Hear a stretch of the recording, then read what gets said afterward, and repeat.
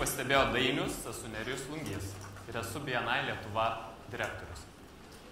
Turėjau progą pašnekėti su pirmoju pranešėju šiandien, seru Richardu Denny, ir jis manęs paklausė, iš kur aš esu, sakau, aš iš BNI.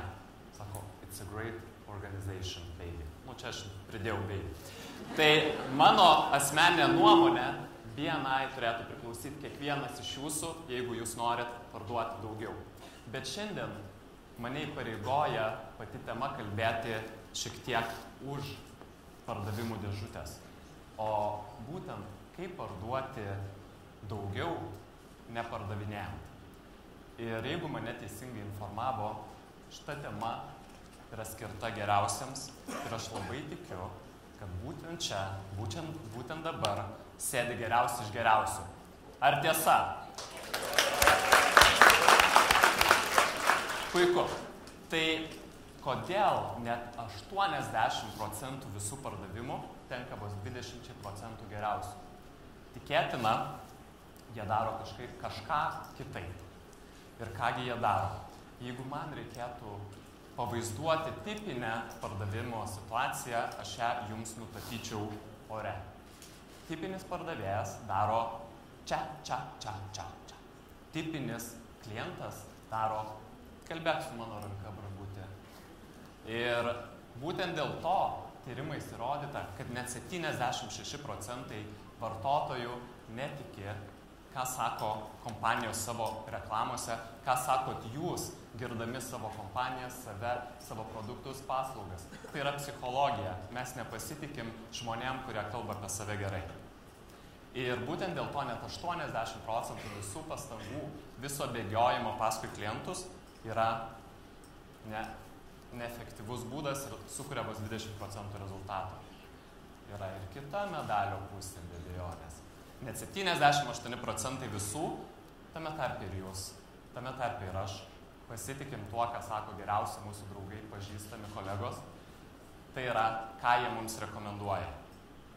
Ir būtent dėl to įdėjus vos 20% pastangų jums šiais metais, kitais metais. Jūs įsitvirtinsit pardavėjų elite, nes sukursit 80% savo kompanijų pardavimų. Jeigu dirbsit dėl rekomendacijų.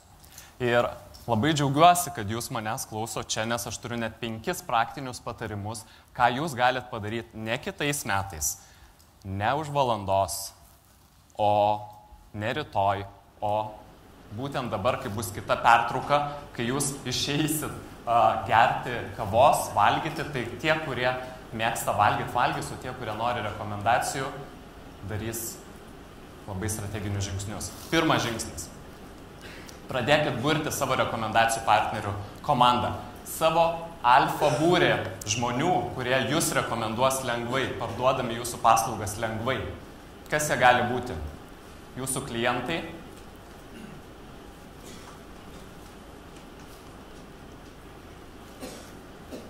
štaigi, jūsų klientai, jūsų kolegos, jūsų verslo partneriai, jūsų profesiniai pažįstami, jeigu jums neužtenka jų, prisijunkit prie verslo rekomendacijų organizacijos.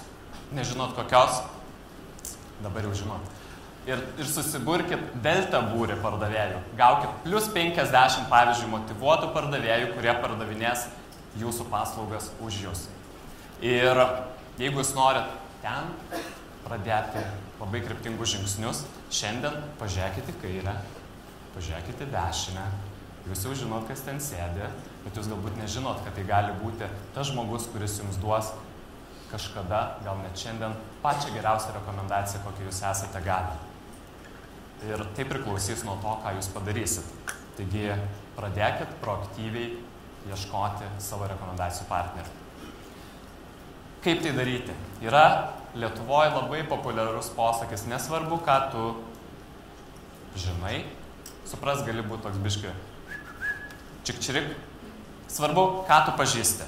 Kaip arti tu esi eilėj prie solidžių verslo dėdžių, prie gerų švogerių? Nuliūdinsiu. Jeigu jūsų verslo švogeris ar jūsų solidus dėdė nepajudins pirštelio dėl jūsų, tai visiškai nesvarbu, kad jūs jį pažįstat. Taigi svarbu ne ką jūs pažįstat, o kaip gerai jūs kažką pažįstat. Ir jeigu reiktų palyginti jūsų kontaktų tinklą su medžio šaknimis, jeigu jis labai platus, tačiau negilus, mažiausias vėjelis jūs išversų žemėmis ir jūs liksite prie suskilusios geldos, nes jūsų kontaktai nepadės jums, kai jums labiausiai to reikia. Tai ką jūs galite daryti? Susipažinot su žmogum, nepasitenkinkit vizitinę kortelę, kuri nusės kažkur į kišenę, paskui į stalčių apdulkės. Kvieskite kavos, kvieskite verslo pietų, darykite team buildingus, gilinkit santykius, gilinkit savo kontaktų tinklą. Jeigu jūs esate pardavėjas kraujyje, jūs žiūrite kiekvieną žmogų kaip jauką. Ateik čia, pulį. Ateik čia, brangusis. Aš tau parduosiu to. Ir jūs žiūrit per optinį taikiklį. Ir tą pačią akimirką, kai pamatot, kad tai nėra potencialus jūsų klientas, jūs suprask, su konkurentais dirba arba jūsų produktai jam neįdomus, jūsų susidomėjimas krenta iki nulio ir jūs pradedat dairytis naujos aukos. Jūgi mamutų medžiotojai nekalba su cipliukais. Nedarykit to. Tai yra pralaimėjimo strategija. Jūs eikvosit, jūs bėgiosit paskui kliento sijonus, eikvosit savo energiją, 80% laiko darysit, ką daro visi, gausit 20% rezultato.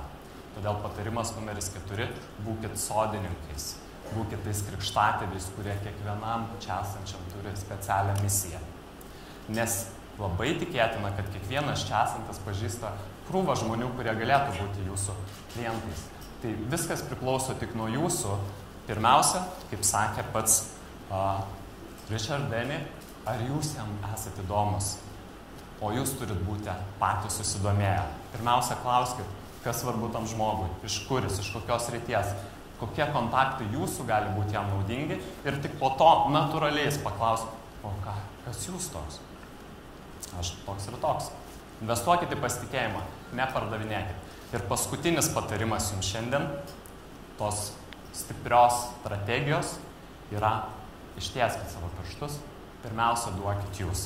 Jeigu jūs tikėsitės, dabar tai jau išgeriau kavos, jau aš papasakau, ko man reikia ir dabar pasipils rekomendacijos kaip iš giedro dangaus, kaip sako žemaičiai, nebarkit, neber. Pirmiausia, duokit jūs. Duokit ir nesiauti iš karto atgal.